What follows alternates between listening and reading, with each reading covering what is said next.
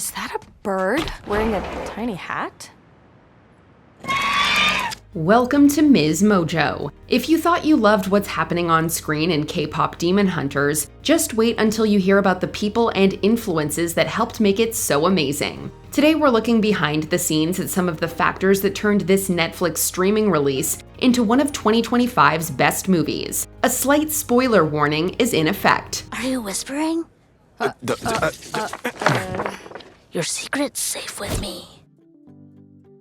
Number 10. A Long Road. According to Kpop Demon Hunters, the warriors who protect the human realm from demons have done so for untold centuries, which is about how long it took to get this movie made. Okay, we're exaggerating, but it was still a lengthy process. Director Maggie Kang revealed that it took around 9 years from first inception to finished product, which is a long time, even in the slower-moving world of animation production. As a filmmaker, you are kind of in a hole working on your film, and for animation, it's usually, for originals, it takes about 6 years of just writing and rewriting and figuring out the story, and then there's just so many stages that we go through, but you don't really expect this kind of reaction. Much of the extra time was spent on painstaking research into Korean mythology and lore, as well as modern K-culture. The team was dedicated to meticulously crafting a world that felt detailed, specific, and authentic. 촌 같은 경우도 이제 골목이 얼마나 가파른가, 명동 거리도 또 벽돌이나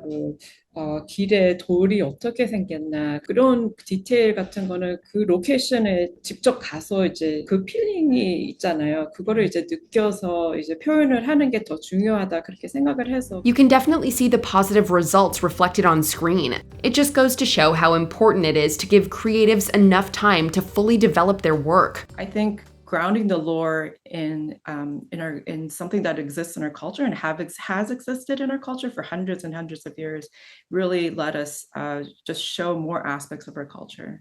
So I'm really proud of that. Yeah. Number 9. A well-placed business proposal. Jinu, the dreamy leader of the boy group Saja Boys, gets his classic good looks from celebrities like Cha Eun-woo and Nam Joo-hyuk, both of whom have sent plenty of hearts fluttering in their popular K-drama roles. When Canadian-Korean actor Hyo-seop was cast as the voice of Jinu, it gave the film a chance to make a more overt wink to Hallyu fans.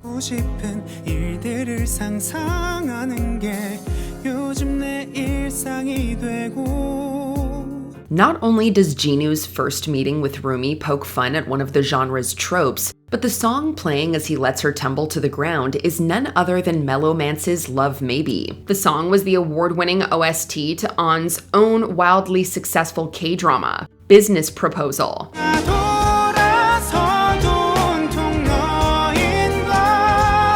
In KDH, not only is this a fun Easter egg, but it draws a stark contrast between On's two characters. Jinu is nothing like secret cinnamon roll Taemu, make no mistake.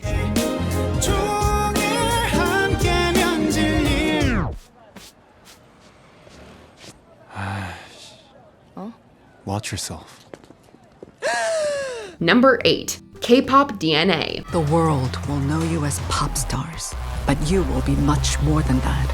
With K-pop right there in the movie title, it was surprising to learn that it wasn't originally part of the story. Maggie Kang originally conceived of the idea without its musical element, something more akin to Buffy the Vampire Slayer. Come to serenade me? So you know what's going on. Well, I've seen some damn funny things last 2 days. 600-pound Chirago demon making like Yima sumac. That one will stay with you.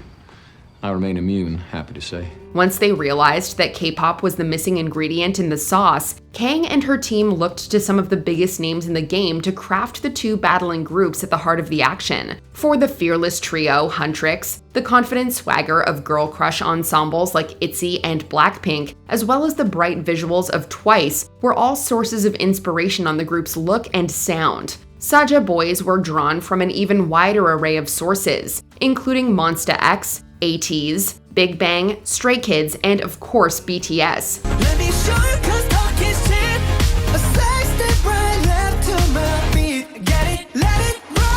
Given that these groups represent some of the most successful K-pop acts of all time, it's no wonder the KDH soundtrack set the Billboard Hot 100 on fire. It was truly an honor to share the stage with you. And respectful. Oh no, the honor is ours. No, it was ours. No, it's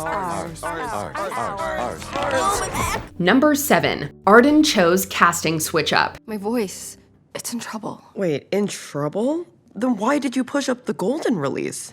Because we're so close, and it's so important. Arden Cho's expressive and nuanced vocal performance as Rumi is a highlight of Kpop Demon Hunters, but it's not the role she originally auditioned for. There was definitely nerves and, uncertainty, and I also felt a lot of pressure because Rumi was so, bar high. Cho originally read for the part of Huntrix's mentor, Celine, but at Maggie Kang's urging, she put her hat in the ring for Rumi, ultimately winning the part. A Korean American, Cho's pitch-perfect performance drew on her own struggles with identity and perfectionism to help inform Rumi's similar internal battle. She had all these expectations, and I had all these expectations for myself, and then it was this thing of I just didn't really know who I was.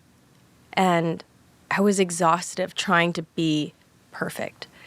But in acting, I learned how to be vulnerable, to break down, what it meant to really get angry or sad or to feel all these emotions. Celine would be played by another accomplished Korean-American actress, Yoonjin Kim. Fans of Netflix's EXO Kitty know her best as Principal Gina Lim, proving she has a knack for complicated maternal figures. You care about that more than you care about me or your son who wants to get to know you.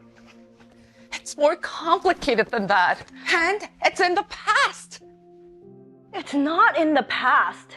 He's here. Number 6. Saja siblings. Does anything seem off about Saja Boys to you? They can make hearts out of thin air? They're Magicians. Demons. Obviously demons. Okay, beyond the obvious, does anything else seem odd? Could it be that they all seem a little too evenly matched? While the creative team does a great job of capturing different K-pop idol types in the styling and presentation of each member, they made the deliberate choice to give them all the same CGI body. Well, except Abby, of course. His design differs for pretty obvious reasons. This was meant to put them in contrast to the Huntrix members, all of whom are very physically distinct. Mira, in particular, who is tall and lean, was designed after real-life fashion model An So-yeon. She's so cool. Who else could wear a sleeping bag to the Met Gala? Yeah, she's our role model. She's the best. Love her. Number 5. The old masters help demonstrate how it's done. Yeah, something about when you come from the crowd that's so humble and high. 갑자기 왜 그래 먼저 continue it 이제야 포기해 왜? Nothing to us. Run up, you're done up. We come up from sun up to sun up, so come out to play. As we've already mentioned, Huntrix borrows some of their aesthetic and musical makeup from the group Blackpink, even getting the input of their star producer Teddy Park on the intro song How It's Done. But for deeper inspiration, the KDH team went outside Seoul, back in time, and halfway around the world to the streets of mid-20th century New York. Someone gets in our way, someone don't feel so well. Here come the jets, little world, step aside, better go underground, better run, better hide. Songwriter and soundtrack producer Ian Eisendrath cites West Side Story's Jet song as a point of reference on the track. It was a model for how to present the characters, their world, and their group dynamics to the audience in under 3 minutes. With old-school sensibility acting as a framework for a modern K-pop banger, we get something timeless yet fresh that simply doesn't miss. We hunt you down, down, down. We got you now. We show you how. Hot tricks don't miss. How it's done. Number 4. Shaman and Shepherds. Korean mythology has a strong influence on the foundations of KDH, both in the world of the story and for the creatives who developed it. Our music ignites the soul and brings people together. With this connection, the first hunters created a shield to protect our world, the Honmun. The design of the first hunters is very similar to that of the Mudang, female shaman who commune between spirits and humans, and often use music and dance in their rituals. The weapons wielded by their modern-day counterparts continue the reference to Korean traditional weapons and shamanistic implements. Saja Boys too have their roots in the past, and it's right there in their name. I love you guys! They're just like us! Oh, souls incoming! Saja means lion, yes, but it's also a reference to the Chosung Saja, figures similar to Grim Reapers who were tasked with escorting deceased souls to the spirit world. Of course, KDH's Saja Boys serve a more devious purpose, but we can't say they weren't upfront with us. I will love you more when it all burns down. More than power, more than gold. Yeah, you gave me your heart, now I'm here for your soul. Number 3. Minhwa art inspiration. What are you?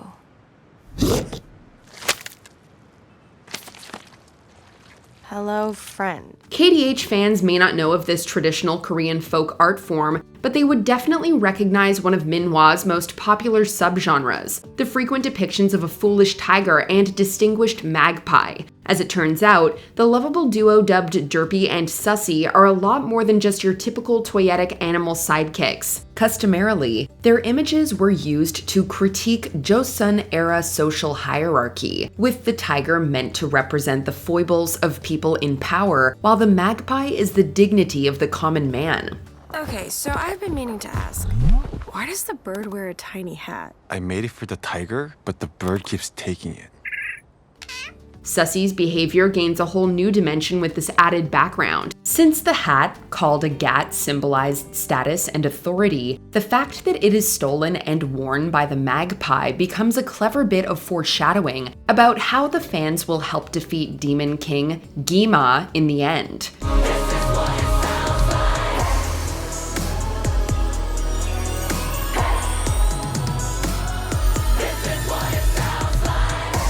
Number 2. A scrapped standoff. We are hunters, voices strong, slaying demons with our song. Fix the world and make it right. When darkness finally meets the light. A look at the KDH cast list reveals Tony Award winner Lea Salonga, credited as Celine's singing voice. But fans may recall that while the character was a pop star in her own right, she doesn't really sing in the film. She might have originally been intended to, though. No more hiding! No more lies! Rumi, we can still fix this. Rumi's confrontation with Celine was originally meant to play out as a powerful musical standoff between the two hunters. However, it was eventually decided that it didn't quite fit Rumi's arc, and the scene was reworked into the dialogue-only version we have now. Another change involved scrapping a near kiss between Rumi and Jinu. Maggie Kang explained that the team thought restraint was sexier, but shippers may be divided on whether or not they agree. She's not even my type. Excuse me? I'm everyone's type. You can't even show up on time. What are you, from the 1900s? I can see why you're still single. What? See? Would never work. Here, free one. Go find yourself a better boy. This one's hopeless. Before we unveil our top pick, here are a few honorable mentions. A fashionable first. Due to the number of looks sported by the Huntrix members alone, Kpop Demon Hunters features the most unique costumes of any animated movie ever. Why are you in your new costume? Rumi, you didn't. Did you announce the new single? The promo starts tomorrow. Tonight? No, wait, but the pajamas. No. Rumi repurposed. The character's design was originally developed for a different project, but director Maggie Kang realized she was perfect for the lead in Kpop Demon Hunters instead. If you're with us, prove it. It's a takedown. I'ma take you out. You'll break down like what? Villainous synergy. Lee Byung-hun, best known as the frontman from Netflix's Squid Game, lends his voice to the Demon King, Gima. That's funny. I thought for a moment you actually believed you could be free. Yeah, that's funny. Because if you really believed her, if you really thought you could escape what you are, what you did, you would have told her the truth. Look twice. Not only do 3 members appear on the KDH soundtrack, but the movie makes a couple visual nods to the popular idol group as well. It's gonna break the bank, but oh, look at these social numbers. They're off the charts. Before we continue, be sure to subscribe to our channel and ring the bell to get notified about our latest videos. You have the option to be notified for occasional videos or all of them. If you're on your phone, make sure you go into your settings and switch on notifications. Number 1. A Golden Arc. I was a ghost, I was alone.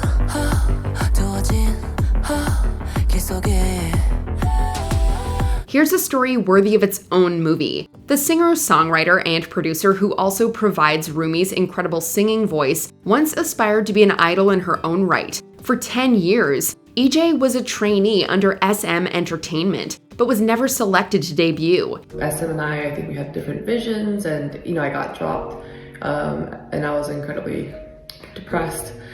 I was incredibly devastated. I felt like I let down 11-year-old me because I worked really, really hard. Eventually, she moved on to songwriting, finding success contributing to hits for other SM artists like Red Velvet's Psycho and aespa's Drama.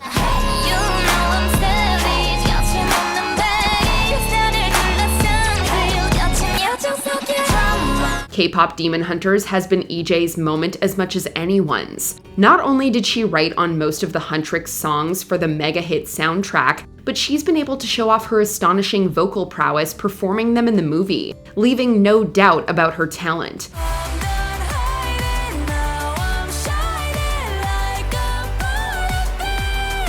It's a shining golden moment for this artist, and heartwarming to see her enjoying her long overdue flowers. I cried all day, literally. And the first thing I thought about was me as a kid.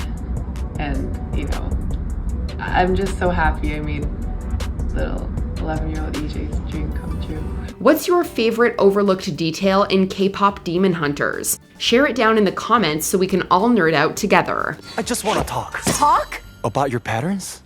But first, I want to talk about those pants.